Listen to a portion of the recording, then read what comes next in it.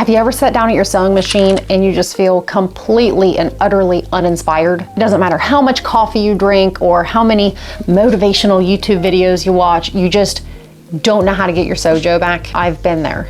So after watching a few different videos from some of my favorite content creators here on YouTube, I've come up with my own system with all of their systems. So it's kind of like a hodgepodge of like a whole bunch of different things. But I would say the majority of it is from Mel Robbins with her 3-step process to stop procrastinating. So the first step is to recognize the problem and forgive yourself. And I know that sounds kind of dumb, but if you don't say it out loud, then you can kind of just keep skirting around the problem. So I'm going to say to myself, I've lost my sojo. I don't know how to get back. I am procrastinating and pushing projects off, and I just feel completely uninspired. And I'm sorry, and you're forgiven. So now I'm going to identify what it is that I'm most stressed about.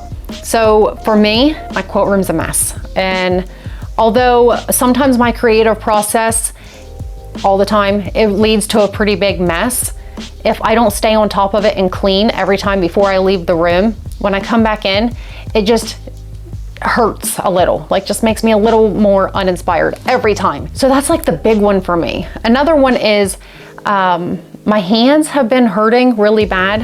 We're running tests for rheumatoid arthritis and Lyme disease, and it's probably all going to come back negative, and they're going to tell me it's all in my head. But my hands are hurting so bad I can't hold a needle if that dexterity is not there.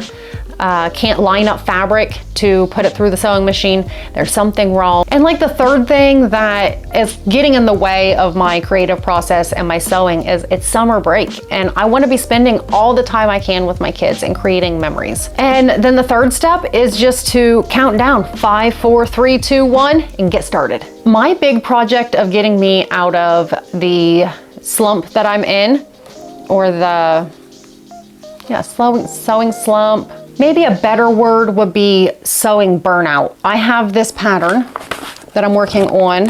Is it focusing? Why is it not focusing? What is on my screen?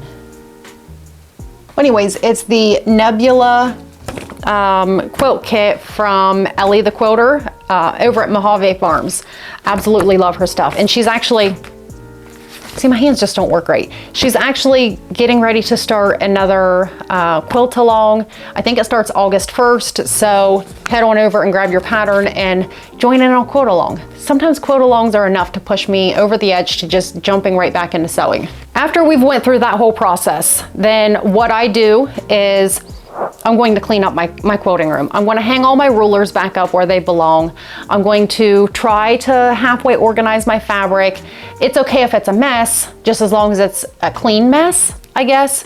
Sweep the floor. Sometimes that's mopping the floor too. I don't do that as often as I should, but I do it. Sometimes it's like taking coffee cups upstairs that I've left, and I just can't find my coffee cups because they're all down here. So I'm just going to get everything tidied up, and that way I feel better whenever I come into my sewing room. So once I've got things kind of tidied up and ready to go, I sometimes need to get inspired if I don't already have a project waiting on me. If I do have a project waiting and I'm already inspired, then I just skip this step. Sometimes you just need to get away, go do something.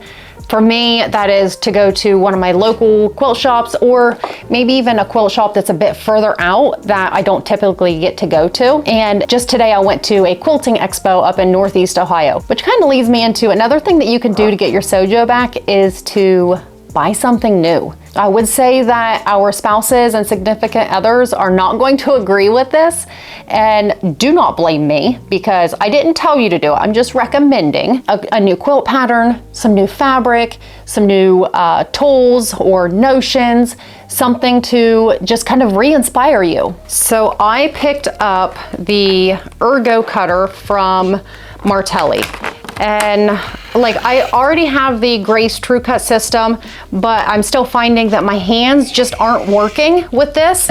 So maybe this Martelli system is going to be enough to be able to let me cut for more than like 2 minutes at a time. This Martelli is a more ergonomic design that I would say it probably just depends on which way you're more comfortable with, whether it be holding the Grace True Cut like this, or holding the martelli like this, but actually it's more like this when you're cutting. They said more like using a rolling pin. That just really felt like I was justifying my purchase to you, but I am excited to start using this and see if it helps a little bit. So that leads to my last little tip to avoid sewing burnout, and that is to make something that makes you happy. So a lot of the times we end up making so many projects for other people that it ends up being more of like a production line or like a factory. And quilting is supposed to be art. Make something that makes you happy in your own style, which I guess kind of leads me into, if you don't know what makes you happy, then try new things. There's all these different things that you could get into that maybe you'll find something new that excites you. So that's all I've got for you today. I hope that I've helped. If you like this video, then here's another video that may interest you.